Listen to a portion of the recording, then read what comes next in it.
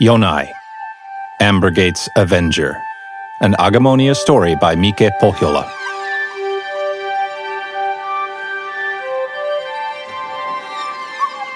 Jonai lit a blubber candle for her mother. The small room was not much of a temple, but it was the only one she had ever known. There was an image of the goddess Lanimora carved out of driftwood, and one could hear the sound of waves outside. Her father Cosmo lit another candle, and they walked teary-eyed back to the others. There was a small pool of water at the back of the room, near the goddess. Mother's body was in a very small boat wrapped in seaweed. Yonai was glad she did not have to see her face, which was distorted and red from smoking so much blood powder. That is what had killed her. Yonai was crying, and she could feel her own face start to glow, which was embarrassing, and made her glow even more. Father held her hand, and her friend Celestia took the other one. She's in heaven now with the goddesses, Celestia whispered. It was not a large funeral, but the small room was still packed. There was a sense of community among the destitute. Many of the poor fisherfolk in the illegal pagan temple had eyes as red as mother's had been, including Celestia's parents. The ceremony was presided over by a fisherwoman who acted as a priestess. She said a prayer to Lanimora and then opened the small gate which led from the pool to the canal.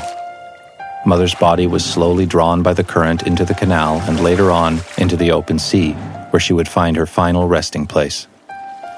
The priestess was saying her final words when the door was kicked in. A bunch of Dengalt soldiers stormed in with a cosmographer. They shoved the funeral guests and called them names. Junkies and pagans.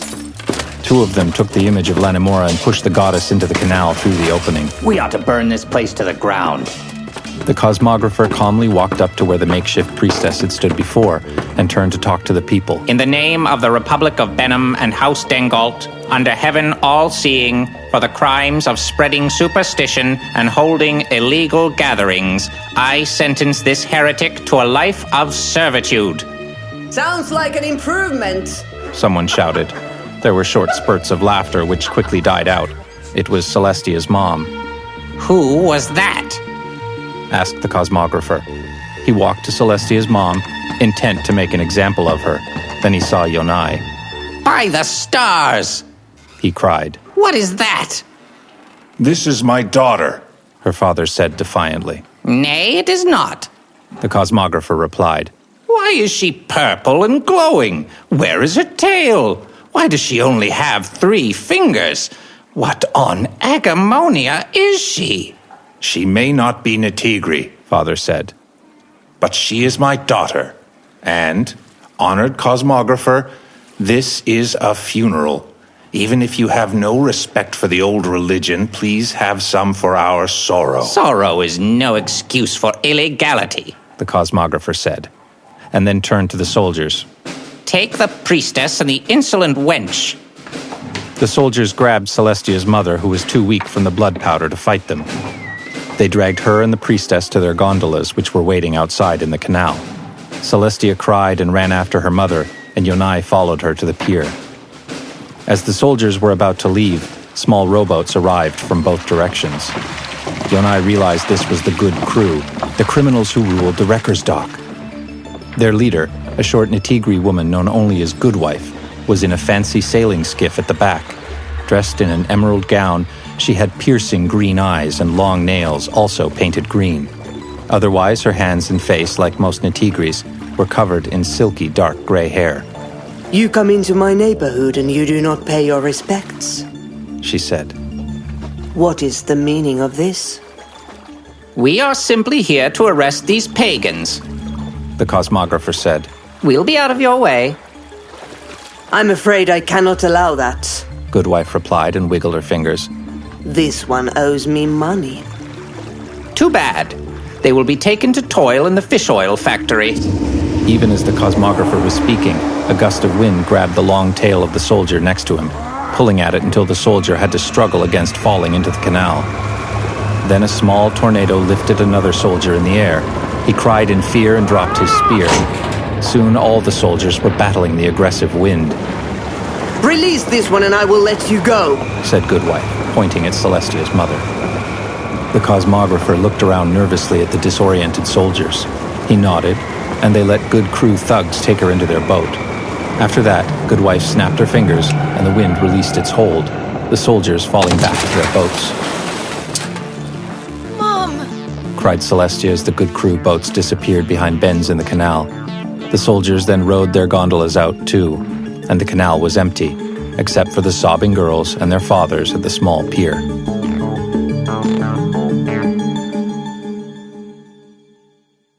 Yonai was 8 years old when her mother had died. Since then she had grown into a young woman, but not a beautiful noble maiden or even a pretty fisher girl. She was ugly and she knew it. She had been told that often enough by other fisherfolk, by the rich and the poor, by criminals and soldiers, even by Corallians and Patangans who sometimes visited their neighborhood. Her parents were Naitigri, but she was not. Her father had told her many times how he had found her drifting in a basket at sea, somewhere near the carved arch which the high and mighty call the Ambergate, like the city itself. There she had lain, a crying purple baby with only 3 fingers on each hand and 3 toes on each foot, her face glowing like it always did when she was overcome by emotion. Cosmo Javian had not hesitated or been turned off by her appearance. He had carefully grabbed the basket and lifted it into the fishing boat he shared with his wife Marion. The Javians were poor and childless, and they took the strange baby home with them to bring her up as their own. At first, they tried to find the child's birth parents, but no one had ever seen anyone like her. She was unique, one of a kind, a fluke. The only other thing in the basket had been a fancy helmet of a strange make, but it had been stolen after only a few weeks by the good crew thugs. Father had suspected it was magical, and it had certainly been expensive. Not moon silver or gold, but valuable nevertheless. It was long gone now. Yonai had asked many questions about herself and tried to find out where she came from. Who put her in that basket? Were there others like her? Who was she? Whoever had abandoned her had clearly been repulsed by her. Most people seemed to be. Ambergate was a wealthy town with rich merchant families, nobility, markets, and shipyards, all connected by canals and bridges. But that prosperity was never seen in Wrecker's Dock, where she grew up among the poor fisherfolk, bullied and belittled even by the junkies and the Patangans. The slum was controlled by the good crew, who made their money through the illicit drug trade and extortion. The Javians were dead set against blood powder and taught her the value of honest labor and of worshipping the old goddesses. Not that any of this did them any good, they were still just as poor as everyone else. But even when there was not enough food for all of them, they still made sure Yonai got her belly full of fish stew, even if her parents went hungry. A group of rebels, who worshipped the pagan gods and protected the poor from the nobility, sometimes brought them food. In exchange, the Javians gave the Sable Crown shelter and sometimes transportation. In Ambergate, the rich Naitigri looked down on poor Naitigri, who looked down on Corallians. Corallians looked down on Patangans, and everyone looked down on Yonai. The only friend she had was her neighbor Celestia. She tried to hide the loneliness and the bruises, but her mother knew what was going on. This made Mother so sad she turned to smoking blood powder, at first hiding it from her family, but eventually in plain sight. Yonai could never forgive herself for driving her to that. They left the neighborhood most days to go fishing in the sea, and sometimes to visit the markets at Bazaar Dock. There were parts of the city she never saw, but sometimes they rode past a derelict old building surrounded by an overgrown garden. Her father had told her it was a library of the Council of Eight, who had been an order of wizards once. According to rumor, they had built their library on top of something else, and the whole building was haunted. Nobody went there anymore, but Yonai felt inexplicably drawn to it. Once, when she was 16, she spent an entire pagan holiday spying on the old library, mesmerized. She had tried entering it, but a good crew thug had told her to beat it. Now she was standing on a bridge looking down on the place. Nobody seemed to use the main entrance, but the gangsters went in and out through smaller gates and secret canals. She never saw any wizards, though, which probably meant they were long extinct. Quite a sight, isn't it? Asked an old Naitigri man who was leaning on the bridge railing nearby. Yonai mumbled something in response before realizing the man was blind. How could he know what she was looking at, or what it looked like? That is the library of Arta, he said. The Council of Eight often erected their buildings on top of something the ancients had built. Who were the ancients? They were here before our peoples. They were Agamonia's original inhabitants. Yonai's heart skipped a beat. Were they purple with 3 fingers? The blind man paused for dramatic effect and then said,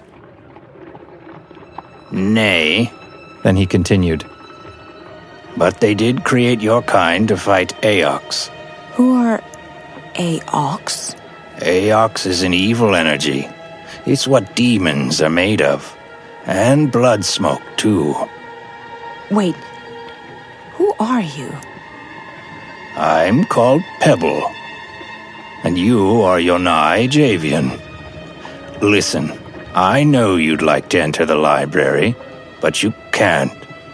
Goodwife has taken over the whole place. Yonai could feel herself starting to glow again. These days, the mere mention of Goodwife was enough for that. How do you know so much? Yonai asked. Are you a cosmographer? Cosmographers were scientists, physicians, and teachers who were active all over the Republic of Benem. Yonai had mostly had bad experiences with them since they also persecuted the pagan faith and the sable crown. Cosmographers know much, but there are things they understand not, like Aox and Ayun, the ancients, and our role here in Agamonia.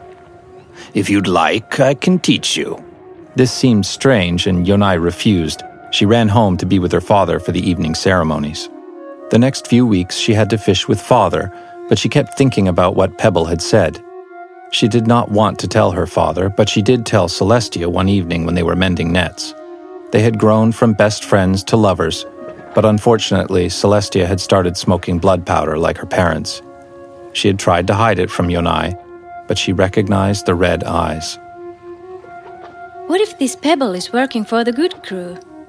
Asked Celestia, who happened to be sober for once. I don't think so. Yonai replied. He didn't speak like a gangster. By the stars, maybe he's your real father, and he has come to take you away from this place. Come on, that's a fantasy for children. Besides, he's Nishtigri. Well, what's the worst that can happen? He can be a demented murderer who's going to kill me. Good point. Don't go. I think I want to. Then stars shine upon you, my love, said Celestia and kissed her. On the next holy day, she went to that same bridge and found Pebble there waiting for her. His hair and beard were white and cropped short. That and the milky eyes made a stark contrast with his dark face. What can you teach me?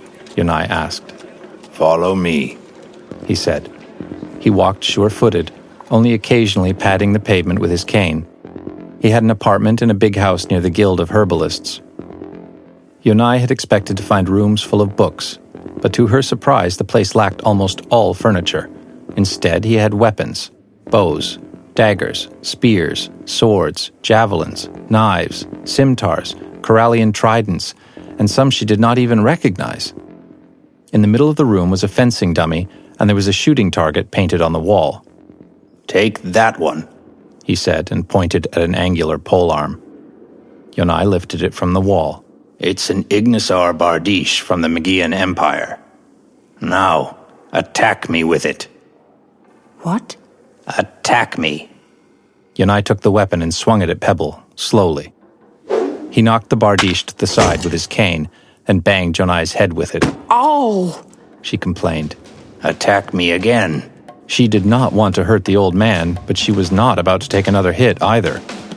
She tried to hit him with the blunt side of the weapon at full speed. He ducked and grabbed Yonai's ankle with his cane so that she fell on the floor. Again, was all that he said. They spent all morning practicing with the Bardiche.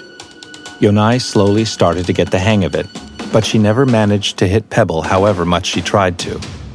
After a simple lunch of fish and bread, they switched to a patangan bow and studied target practice. Now you must go, said Pebble when the sun was starting to set. But you haven't told me anything. I've taught you patience. But what about where I come from? That one you will have to figure out for yourself. But I will help you find the answer. Yonai was disappointed, but she kept coming back. First on holy days, then also in the evenings, and sometimes she even skipped work to be there. Pebble taught her how to use all of the weapons, how to use all her senses in combat, and how to anticipate the opponent's moves. She was fast, faster than anyone he had ever taught. Sometimes he also told her of the demons who live in the breach, a dimension ruled by Aox.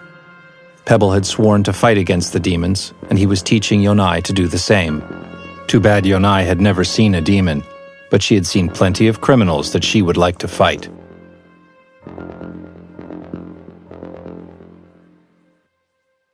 Yonai would have wanted to train more, but she had to eat, too.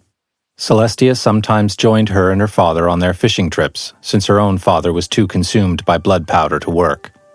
Celestia practically lived with them, too, although she still took care of her dad. Training with Pebble had occupied Yonai's mind, but sooner or later her thoughts always turned back to her own origins. Who was she and why was she so different? Would the stolen helmet have provided some answers? One evening, when Celestia and Yonai were home alone, Yonai was particularly distraught over these thoughts. She had slept poorly due to nightmares, and the same images haunted her even now. People pointing and laughing, some disgusted, others afraid. And she was small and all alone. She talked to her girlfriend, as she had many times before, and Celestia listened patiently. Then they cuddled in bed, Celestia's tail wrapped around Yonai. You know what you should do? Asked Celestia. You should smoke some blood powder. This made Yonai angry. Nay. You know I don't do that. Just think about what happened to our moms. I don't mean a lot, just a little to make you feel better. Come on, try it. I won't let anything happen to you. Trust your stars. How does it feel? Like a pleasant dream or a happy memory. It's hard to describe. Try it. Just this once. You'll like it. You'll stay sober. As you wish. Celestia fished under the bed for a small pouch and a pipe. She carefully took a pinch of the fine burgundy powder and put it in the pipe. It smelled dank and tempting. Isn't this expensive? Yonai asked. Something she had wondered at many times, but they mostly avoided talking about the drug. I have credit with my guy, said Celestia nonchalantly. You are in debt? Yeah, but I can work it off. Yonai did not like that one bit, but it was too late to back out now. Celestia gently placed the seashell pipe in her mouth and lit it with the small flame of a whale oil lamp. Yonai looked at Celestia hesitantly, and then inhaled.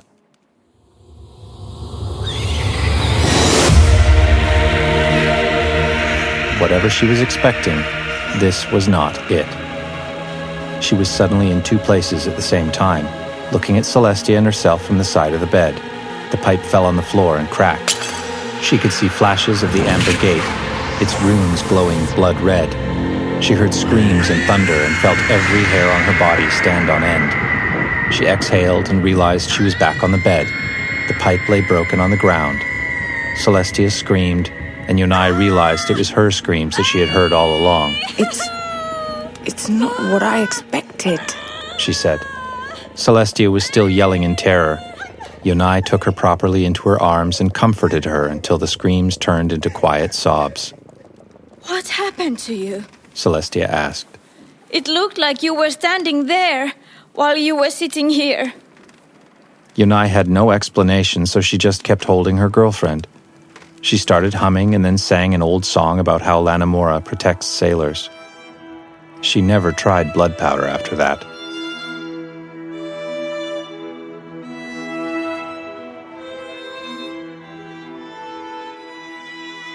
Later in the year, during arrowfish season, Yonai and her father were returning from a fishing trip to the sea. As they were approaching one of the smelly sewer canals that led to Wrecker's Dock, they were suddenly surrounded by small rowboats. It was the Good Crew. Behind them, in an unmanned sailing boat moved by magical wind, was Goodwife. Her skiff was directed next to theirs, and the gang leader looked straight at Yonai's father with her menacing green eyes. Heaven protects. It's Cosmo rights. How was the fishing? On this day the stars shone upon us, said Father reluctantly. The bottom of the boat was covered with arrowfish. Oh, I'm glad to hear it. Goodwife said, feigning politeness. Listen, Cosmo. I need you to do something for me. What is it? I have a shipment waiting for me in Fort Clyster. I need you to pick it up for me. Why don't you use your regular smugglers? I would. But I need more than usual. And some of them are toiling in the fish oil factories, while others are feeding the fish, if you know what I mean. Father took a staunch posture. I refuse. Goodwife wiggled her fingers, the long green nails clicking at each other. I suggest you reconsider. Yonai noticed the fur on Father's body ruffling in a strong wind that was blowing straight at him. Well? Asked Goodwife. Nay, Father said. A hailstorm appeared out of nowhere and pummeled Father. He covered himself with his arms. And now? Asked Goodwife again. nay, nay, and nay. Please, make it stop. Asked Jonai. She could not bear to watch. Yonai, Said Father. even if it kills me, I will be honest and sober and trust in the goddesses. As you wish. Said Goodwife, and raised her short arm high. A lightning struck from the sky and hit Father. There was a smell of burned hair, and then he fell on the bottom. Cosmo Javian was dead. Goodwife looked at horrified Yonai. One day I may ask a favor of you, freak. Take to heart what happens to those who say nay. And with that, the magical wind caught the jade sail and blew her skiff away, and the flotilla followed her. Yonai sat there for a long time in impotent grief and horror. Her father's bloodied corpse lay lifeless on top of the day's catch. She averted her eyes, grabbed the oars, and rowed back to their home pier.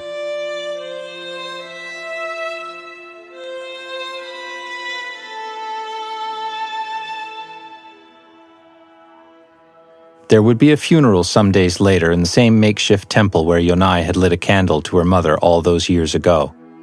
But she left Celestia to take care of that. She had more pressing matters to take care of. It was already gloomy and chilly out when Yonai skulked her favorite spot on the bridge overlooking the library of Arta, named after the larger of the two moons orbiting Agamonia. Dark figures went in and out of the half-abandoned building through routes she knew well by now. She could feel the strange pull of the building, but she was not there for that. What she wanted was revenge. Jumping from rooftop to spire to statue, she followed one of the criminals as he rode in the canals. When a bridge crossed the canal, she softly lowered herself into the boat with him. The thug turned and saw Yonai's fist as it was already hitting him in the face. She tied weights around him and threw him into the water. The boat was in good condition, and she delivered it to Ryalton the Red, the local leader of the Sable Crown. Ryalton promised her it would be used to help the poor. Killing a good crew gangster made her feel a little better. This was not exactly what she had trained to do, but it was what she needed to do. The next evening, she wrapped herself in an old fishing cloak that covered her almost completely. She took the Patangan bow and some arrows and lurked on a rooftop where she had perfect aim at the thugs leaving the library. She picked them off one by one. As each one died, more were alerted, and eventually they arrived armed with shields or through different entrances. Up there on the roof! One of them yelled. I see it. What is it, a knight? Nay, it must be from the Sable Crown! But it has no tail. It's a ghost, a revenant. Yonai took a step aside to hide behind a chimney, and with that she had disappeared, a legend of the night. Every night she kept attacking good crew soldiers, but they were getting more careful. They started wearing armor and always moving in groups of 3 or more. They even posted lookouts on rooftops. It was getting harder and harder to catch them unawares. She did not bother fishing anymore, but she trained furiously with Pebble. Every day she borrowed different weapons, lying that she wished to practice at home. But Pebble was no fool. I understand your grief, he said. But your mission is to fight demons, not common criminals. who controls the slums of Ambergate is irrelevant when the demons of the breach attack. You need to learn to let go. I cannot in good conscience let Goodwife terrorize the people of this city any longer. Without them, I have nothing to defend. The demons may just as well take everything. The sentence made Pebble distraught with emotion. My previous student felt the same way. That maybe demons aren't that bad. Maybe he could even reason with them. It drove him down a dark path that I'm not sure he's still fully recovered from. What happened? But Pebble would not tell her more. He just told her to end her obsession with Goodwife. And end it she would, by ending Goodwife. That evening, armed to the teeth and wearing her fishing cloak made of dark sealskin, she snuck into the library of Arta itself. She first tried the main entrance, which the thugs never used, but found it locked, perhaps through some long-forgotten magic. She walked through the overgrown garden onto a ledge that was on top of a side entrance. A guard was posted there, but she quickly tied her up with a Buryat lasso and left her dangling from a lamppost. She jumped down to the doorway and crept inside, lurking in the shadows. Whenever she encountered thugs, she incapacitated them as soundlessly as possible. Yonai arrived at an intersection where the corridor to the left was well lit and clearly close to Goodwife's hideout. The corridor to the right was dark and unused, but she experienced a strange pull, as she had felt many times when near the library. Like something was calling for her there. That need would have to wait, she told herself. She was here for one reason only. Then, out of nowhere, a crossbow bolt pierced her cloak. Another almost hit her in the stomach, but miraculously, she managed to dodge it. More arrows were coming. Get the freak! She recognized Goodwife's voice. Thugs appeared from the well-lit corridor and from the one she had just come from. They were all armored and firing crossbows. She had walked right into a trap. Bolts hit the walls as she turned and ran into the dark corridor as fast as she could.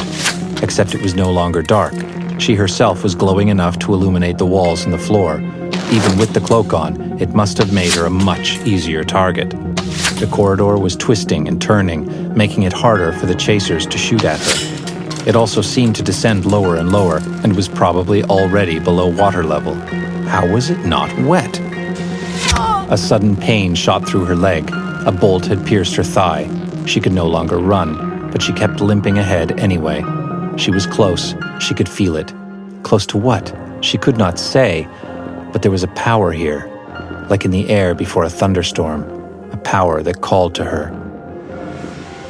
Yonai threw down the heavy cloak which was slowing her down. She found a doorway and went through it, and suddenly saw a huge head. It startled her at first, but then she realized it was carved of stone. The stone head was in the middle of a circular chamber with a circle of runes carved in the floor. It had called to her. We found her! Two gangsters had caught up to her. The gray eyes of the stone head lit up, and the light blinded the gangsters. Yonai threw an Augurian chain whip at the thugs' legs, tripping them, and they fell over backwards. She slowly walked up to them and was preparing to knock them out when she saw the look of fear on their faces.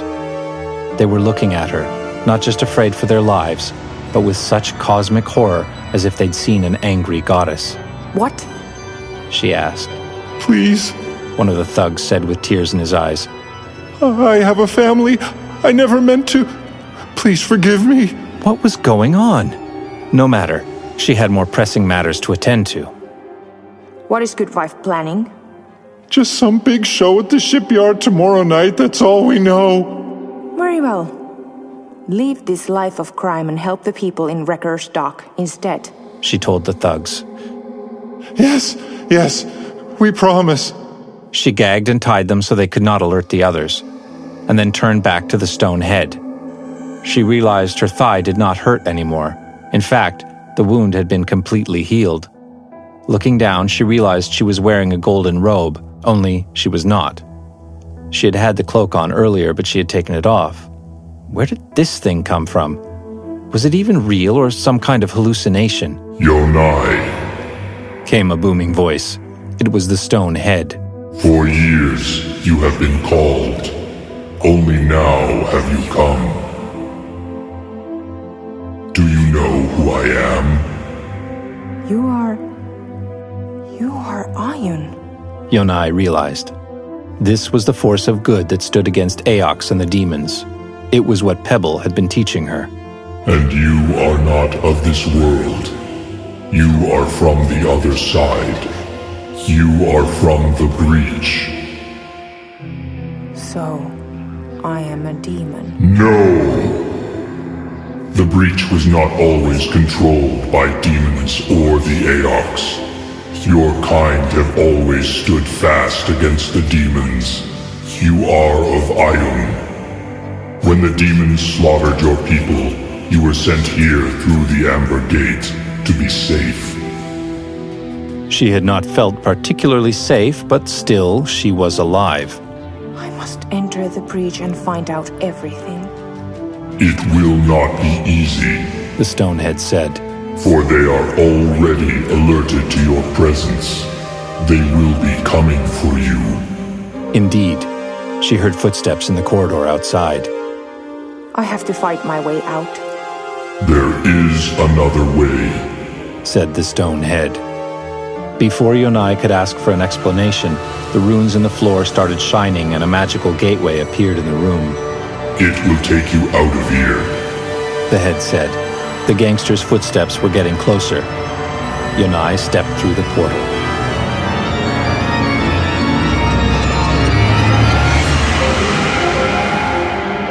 She was underwater. There were Corallians everywhere. She could not breathe. Yonai started swimming towards the surface as fast as she could. She had never before been in Little Sinkerton, the Corallian neighborhood. The water was illuminated by strange lamps and luminous fish, but there was no time to admire the sights. She was running out of air. It was night, but she could see the two moons far above. Directing her swim toward them, she spent the last of her strength and broke the surface. Gasping for air, she swam to the shore of Wrecker's Dock, which was directly above Little Sinkerton.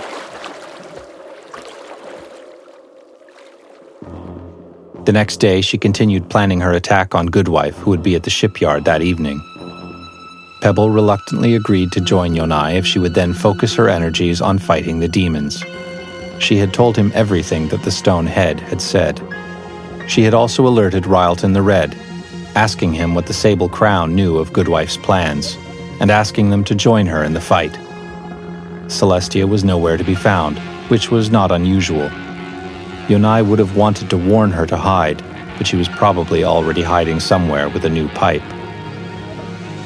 Both the shipyard and Wrecker's Dock were by Dengalt Bay, separated by one of the larger canals and thoroughfares of the city.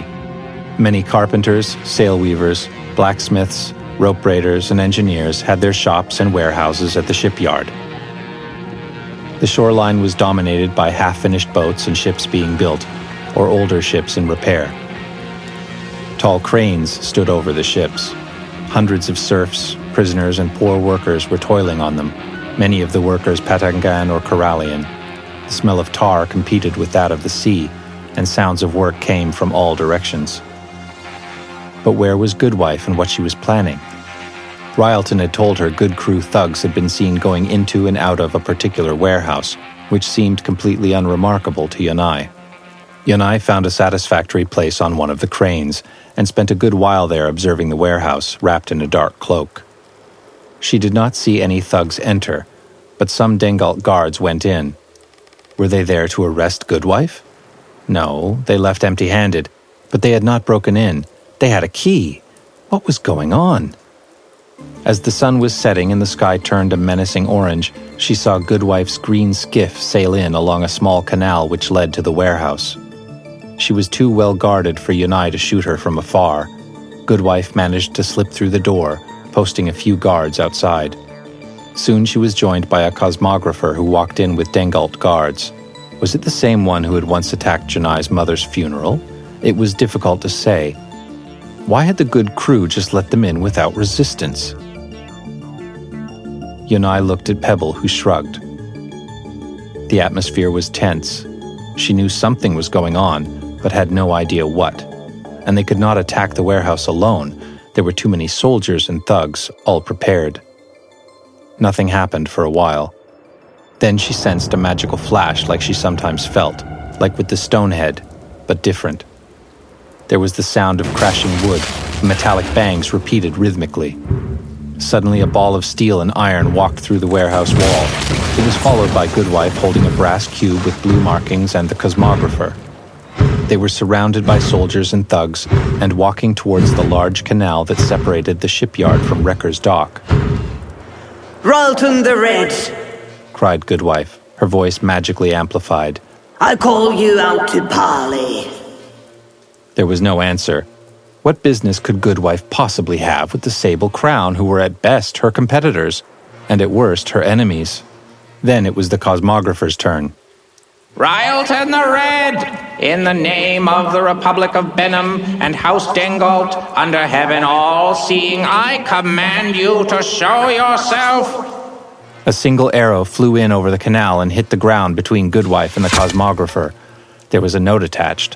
One of the guards took it and gave it to the cosmographer. He read it, frowned, and gave it to Goodwife.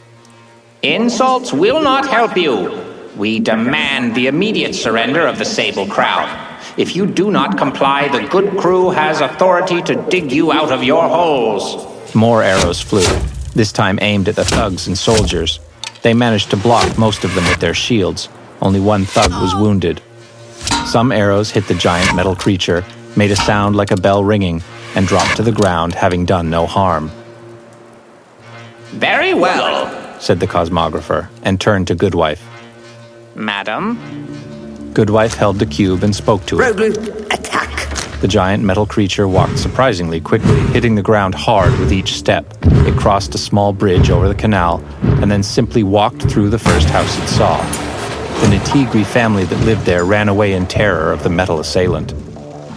We will find you, spoke Goodwife. Even if we have to destroy every house in Wrecker's Dock. So this was their plan. But Yonai was damned if she would let Goodwife destroy her home. As the Sable Crown kept firing at their enemies from afar, she decided to face them in combat. She and Pebble creeped from shadow to shadow, trying to get closer. They hid behind the warehouse wall, and Yonai peered at Goodwife. The two guards posted on the warehouse door were standing between her and her prey. This wall of the warehouse was still unbroken, but she snuck closer, hoping they would not look her way. She threw a patangan throwing star at one of them, and he fell down with a whimper. The other one was alerted, but held her spear inexpertly. Clearly she was no fighter, and taking her down would be easy. Yonai took two short Corallian tridents and easily grabbed her spear with them. She was about to knock the woman unconscious when she recognized Celestia, her eyes red. What are you doing here? She whispered angrily. I told you I have to work for them. She replied apologetically.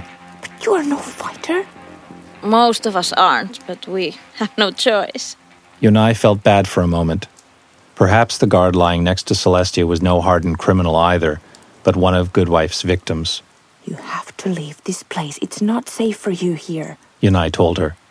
Nay, Goodwife will have my head and tail if I leave. What is she planning? Some say she's a noble woman, down on her luck, seeking to overthrow the Dengalts. That's why she's selling drugs. She seems cozy with the Dengalts now. Hey, they don't know her plan. But they have a common enemy now. I don't know much. Please, my love, Yonai said. Leave this place before things get too bad. Do it for me. I will protect you. Celestia hesitated. Yonai kissed her and gently took her spear. Please, go. Yonai removed her cloak and wrapped it around Celestia. She looked at her in amazement. What has happened to you? The golden cape? It's a part of me now. And you have a crown of some sort? Or maybe it's a helmet? I do. I can't help it. Celestia kissed her and ran off, disappearing into the shadows. There was no disappearing for Yonai anymore. With her glowing skin and brightly shining cape and helmet, she threw the spear at one of the Dengalt soldiers and ran at them with Pebble. The soldiers were no match for Pebble or his pupil, but there were many of them. Yonai and Pebble might have been in trouble had not the Sable Crown rushed over the bridge to help her. Soon the soldiers and thugs and many of the Sable Crown outlaws were either on the ground or fleeing. The cosmographer was retreating in panic. It was just Goodwife now, and the giant golem that was fast returning to her. You again, freak, Goodwife said, wiggling the fingers of her free hand. The other held the magical cube. Oh, and you brought an old blind man. How charming. A strong wind carried sparks and hail toward them. Many outlaws retreated, trying to escape the deadly weather, but somehow Yonai was unaffected, as if her glow burned away the effects of Goodwife's magic. She walked towards Goodwife. This ends here, she said to the criminal leader. You're right about that, Goodwife replied, then looked at her puzzled. That helmet. How did you get it? You recognize it? Of course. It's the one my boys found in your home when you were just a baby. Or is it? Nay, yours is just an illusion. Where's the real one? Asked Jonai, approaching the Goodwife with deadly intent. Sold. Long ago to a Zynok in Runedale. It paid handsomely for it. Well, enough chit-chat, freak. Roglu, attack! The spherical automaton ran at Yonai and Pebble, flailing its metal hands at them. Pebble tried to block one of them, but the punch was more powerful than he had anticipated. Yonai could hear the sounds of bones breaking as the huge golem beat her master to a pulp. She fought the Roglu, but none of her weapons did any damage. She tried to avert her eyes from Pebble's bloodied corpse, which the construct dropped on the ground. Meanwhile, the Roglu pounded her with fast and heavy strikes, any one of them strong enough to kill her. She had to dodge and jump as fast as she could to stay out of the way. The Roglu was tireless, she realized, but she was not. Eventually, she would make a mistake, and then the Roglu would kill her. Unless... She ran towards Goodwife and swung at her with the sword of a Benamite knight. Goodwife pulled together a dense fog that engulfed her and her emerald dress, hiding her from view. Yonai could no longer see Goodwife, and the Roglu caught up to her, hitting her so hard she flew sideways and almost fell into the canal. Yonai ran to the other side of the small fog cloud, hiding from the Roglu. She walked into the fog, her brightness burning it away enough for her to find the vulnerable Goodwife. Then a Tigri gangster tried clawing at her, but Yonai brushed her claws aside and grabbed the cube. She took a few more steps, and then told the cube. Roglu, stop! The colossal automaton immediately stopped. It just stood there now, fists in mid-swing. Its one red eye stared at nothing. Goodwife realized what was going on, and tried to grab the cube first with her claws, and then with gusts of magical wind, but Yonai held onto it with all her might. Roglu, grab her, she commanded.